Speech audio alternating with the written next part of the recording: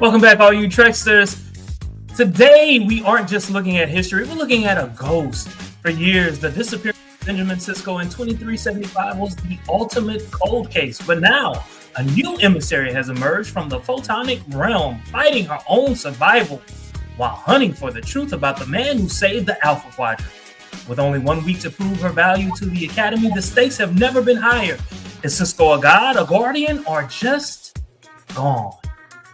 Let's engage. Oh yeah, today's title. Today's title, Series Acclamation Mill, SAM, our acronym and our lovely little photon or our little hologram or whatever you want to call her. So the title is just simply that, SAM. Finding more out about poor little Sam. Sam I am. Okay, all right. It's like, where do you go from there? So speaking of Sam, she faces permanent cessation if she fails. How does this pressure to demonstrate value mirror our own modern burnout culture? Oh, okay. I empathize with Sam. And it models our modern day burnout culture because you give me an unrealistic expectation, an unrealistic timeline, and you want me to just deliver.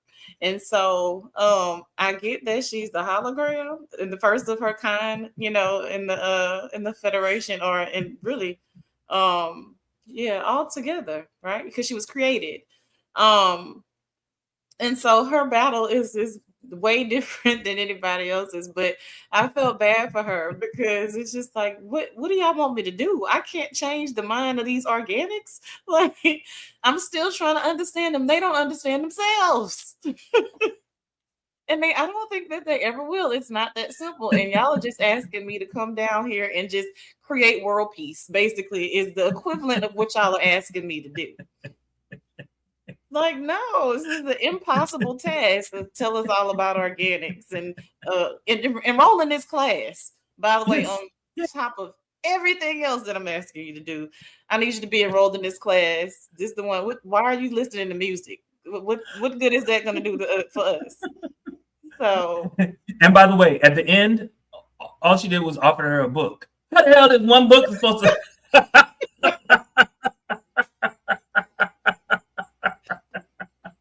I am still very much confused.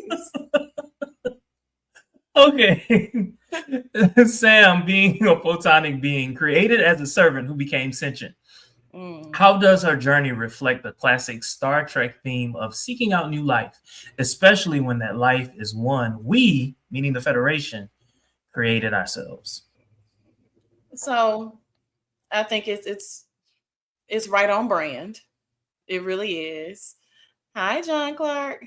I think it's right on brand with seeking out new worlds, especially because how she processes data and all the things that's for the greater good.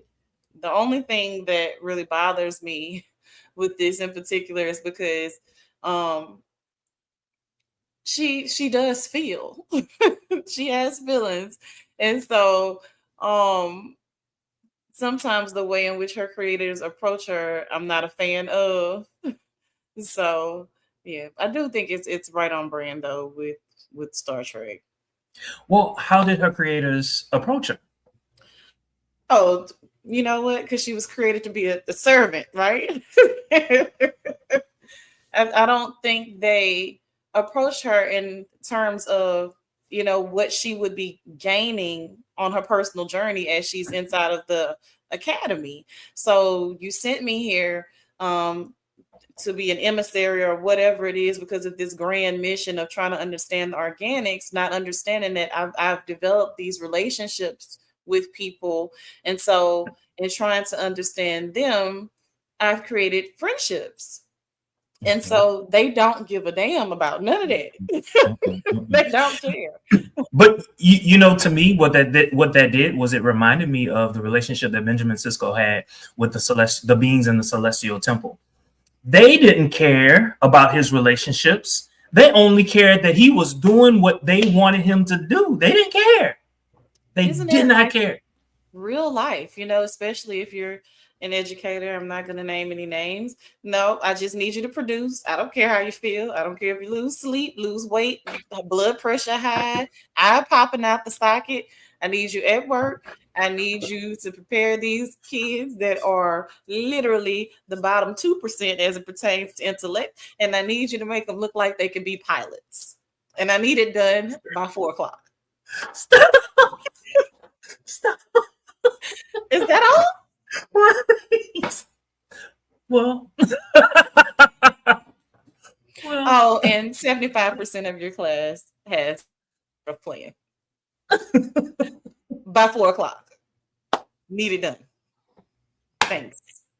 there's not much that I can say. Speaking of those who say the things that you just said.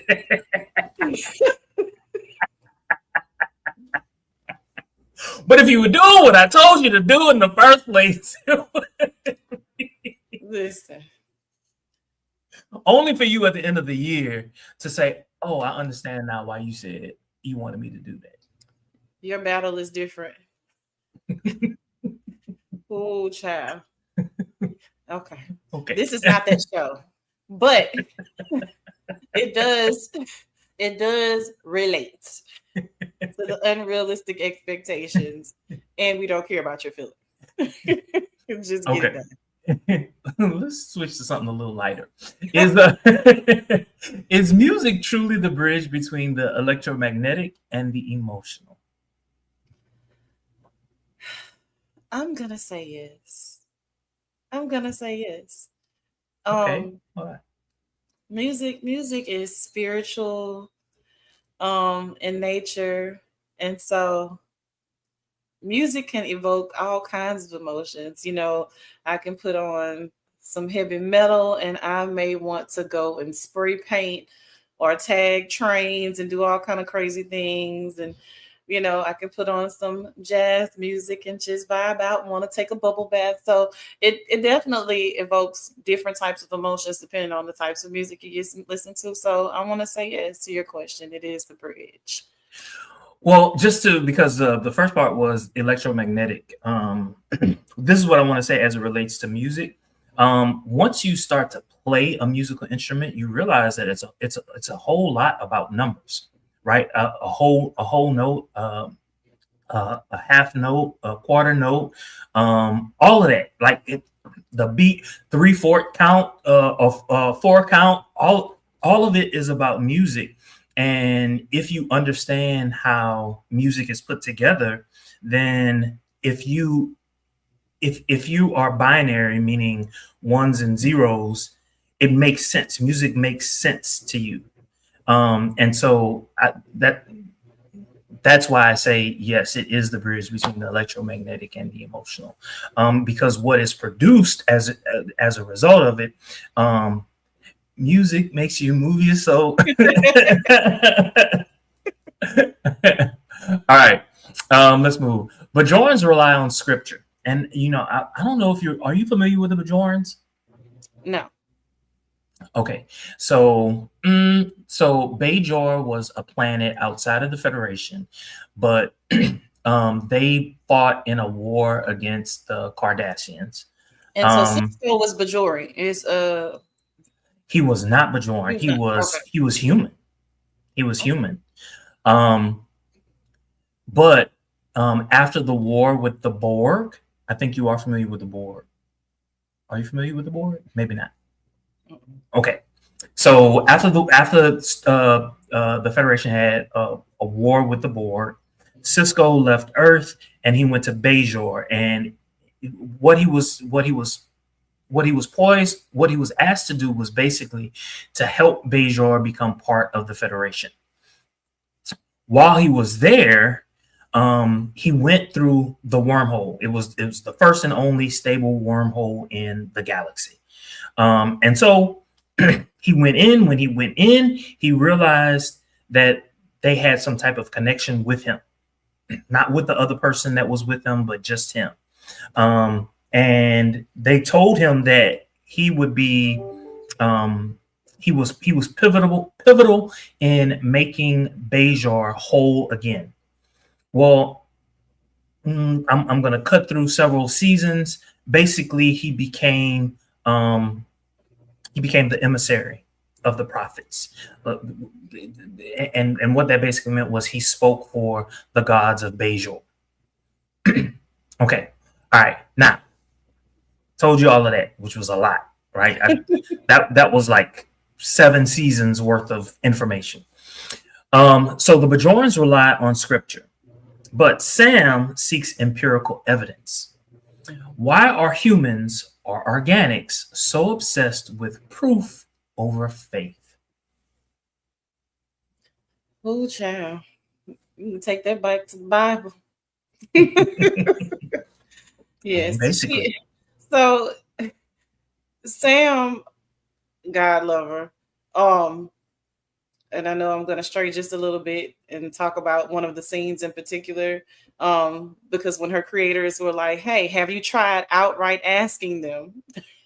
She's like, hey, why don't you just say that you want sex? And they're like, whoa, what? But at any rate, back to your original question. Why are humans obsessed with concrete information as opposed to faith? Mm-hmm. And I'm going to say by nature, we're quizzical beings. We just have a question as opposed to blind faith. Faith isn't something that is easily arrived at. You have to work really hard at that. So in essence, that's human nature. That's normal. We need concrete evidence. Hence the reason why we're so obsessed with research. Hey, Chad. Chad, why don't you join us? Not having watched the episode. But yes, that's why we're obsessed with research. We need hard evidence as opposed to blind faith. It's not something that's an easy feat. Okay. And you know what? So here's the thing. Just because you believe something or you witness something, I believe that you witnessed something, but I don't know how I can believe in your faith if I did not witness it myself. And that goes into the context of taking advice from an authority versus experience yourself.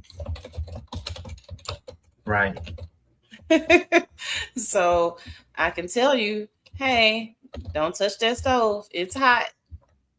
Okay, well, it has no meaning to me if I don't understand what fire is, if I don't understand what it means to be burned. That means nothing to me. Okay, until you go over there and you touch yourself. Oh, Now I know. And I know it's a kind of elementary example, but that's the best I can come up with. Yeah. Next question. Considering Sisko's mother was a prophet, remember she was from the Celestial Temple. Was his disappearance into the fire caves a tragedy? Remember, we're thinking biblically, right? Or a predetermined path?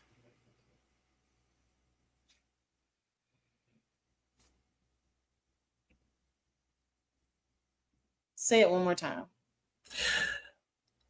Considering Sisko's mother was a prophet, was his disappearance into the fire caves a tragedy or a predetermined path? I would say that it was his destiny. I would say it was predetermined. And of course, you know, it may not happen in such a linear way when you have these prophecies and all of that, because things do change along the way. But wow. I don't think it was a tragedy at all. I think it was, you know, predetermined. It is so, you know, this is the amazing thing about talking to you, because you did not watch Deep Space Nine. In fact, I remember talking to you and I was like, oh, you got to watch Deep Space Nine. In order for you to understand this, you got to watch Deep Space Nine. You're like, okay, I'm going to put it on my list. Very long list. And then you start looking like, whoa, I'm like 90 seasons behind. It's like trying to catch up on Grey's Anatomy. Like, not going to happen. But you used one word. You said linear. And throughout all of Deep Space Nine, whenever they were talking about the beings in the wormhole, they kept saying, you, meaning humans, are linear. We are not linear. We operate outside of time.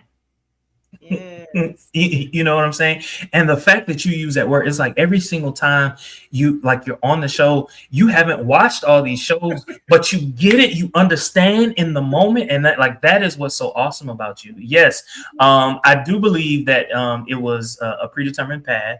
However, when you think about Jake, his son, and all of the friends that he made, he meaning Benjamin Sisko, along the way, it was a tragedy.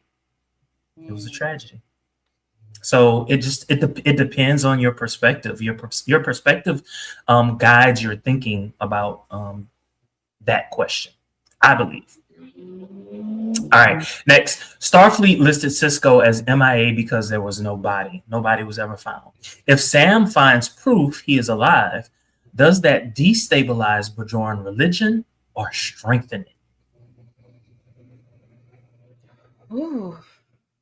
So all of these eons later, I'm going to say it's going to strengthen it. It's going to strengthen it because, in essence, he was human, and he's become this deity, so to speak. So if she finds him alive all this time later, I think it would probably strengthen the religion. Or maybe there will be questions. Let me say that. There will 100% be questions. But I think it would deepen it. Okay. All right. So in the bar, Mir gives Sam. I love when he messes around with her sittings. yeah. He basically intoxicated or made her drunk, right? Why do we find simulated organic behavior like Sam acting drunk or happy so fascinating or unsettling? I find it fascinating, and simply because the way in which she is, like you say, is very just fact based. Give it to me this way, But when she gets the simulation, or he messes with her settings, and she's able to experience being intoxicated, I thought it was enriching. It was because she's a kid, a young kid in college, and some of these things, so to speak, and I shouldn't say that alcoholism is a rite of passage, but I'm going to say it anyway. These are just things that you do when you go to college. And so she may be the only one of her kind, but at the same time, now she has peers. And so rather than her just being awkward all the time, this gives her an opportunity to just be, a part of the team and then not be weird. Yeah. Versus just looking at like, what are you doing? Why are you doing it? I don't understand. Can you tell me why you're laughing right now? Yes. Right. And or I'm reading your body chemistry, and it's saying that, please don't talk about my levels. I don't you about to blow me. Like, this just stop. I have a question for you. In a galaxy of 4,633 sentient species, is true diplomacy even possible? Or are we always one misunderstanding away from a turf war? One misunderstanding away from what? A turf war. Oh. I don't know that I would say diplomacy is not realistic. I feel like it will not be easily achieved because you have a myriad of, like you say, sentience. We feel different, we process different. We're literally from different worlds. And so I don't think it's impossible. I think it's improbable. Okay. All right. That makes me think about the United Nations here on Earth, and how and why it is so difficult for the United Nations to be a governing body for the entire world. It's like, it is so difficult. because everyone has competing interests, and sometimes the right path is not clear because you're hearing what everyone has to say, and it's kind of like, dang, what do we do? I get it. I get it. So I have a question for you. If you were Sam, would you report everything to your makers, or would you start keeping secrets to protect your organic friends? Hell no. Because listen, fool me once, shame on me. Okay. And I'm gonna leave it right there. In essence, her creators, these are her parents. Do you tell your parents every single experience that you have when you're off at college or anywhere? No. When I was 5, I ain't tell my mom everything. So no, I think in order to have a enriching experience, and especially because her quote unquote parents, it's a whole nother level. You know, they do not care about your feelings. And so if she divulges too much information, that's not going to enrich her experience there at the academy. You know, like I said, she's making friends. You know, she's starting to understand things in a different way that they are not going to respect. So I would be 10 toes down on giving you the least amount of information possible so I can continue to have fun while I'm away at college. Y'all are not going to ruin this for me. I get it. I get it. I think by the time I got to college, I realized I learned how to tell or to respond to my mother without giving her the information that she needed, just enough to kind of like pacify her, all of this stuff. That was really being young was like my playground for learning how to respond without giving you the answer that you really wanted. So learning how to manipulate early. Right. So you had a question about Dax. Am I reading that right? Dax? Yes. Okay, so Dax was a character that was in Deep Space Nine. So she was standing right next to Benjamin Sisko when he got all of this information from the prophets, right? She was right there with him. She saw nothing whatsoever. She was a science officer. She was also a Trill, which meant that she had lived several lifetimes before, and she and Benjamin had a relationship prior to them both being stationed at Deep Space Nine. But she was a man at the time. This time, she was a woman. And so that was why we were able to see the Dax character. And it for me, it was amazing because we saw the Dax character in Deep Space Nine. We also saw that character in Discovery, and now we're seeing them again 800 years later in the future. So this is what awesome. Makes me, because I don't want to miss nothing. This is what makes me sad that I don't have all the prior knowledge, because it makes it even more enriching. Not that I don't enjoy these episodes, I do. Just, you know, on the one hand, because it's a fresh lens, I enjoy the episodes as they are without comparing them to the original series or things like that. So that's a bonus. But then on the other side, I'm glad I did ask the question that I asked, because now I feel like, oh wow, you know, that's important. I needed to know that because it, you know, it adds to it. So thank you. Yes. All right. Final question. Mayfair to 10. How would you rate this particular episode? I'm not gonna Mayfair it. Definitely not gonna do it. But for me, this episode will probably land around a 6. And so I'm not gonna go lower than that. I'm not gonna go higher than that. I'm not gonna go lower simply because I do really enjoy Sam. There were several funny moments that I enjoyed on this show, or in this particular episode. I'm not gonna go higher than a 5, higher than a 6, because there was a lot happening and then nothing all at the same time. And we mentioned this off camera. So there were things happening, but then kind of not really. And so that's why not higher than a 6. And so it just wasn't an overly exciting episode. I had no desire to cry. you know, or anything like that. Yeah, so I'm gonna say a 6. But shout out to Sam, and the lovely young lady that's playing that role. I think she is killing it, by the way. As an actress, she's very quirky, and it just works. Yeah.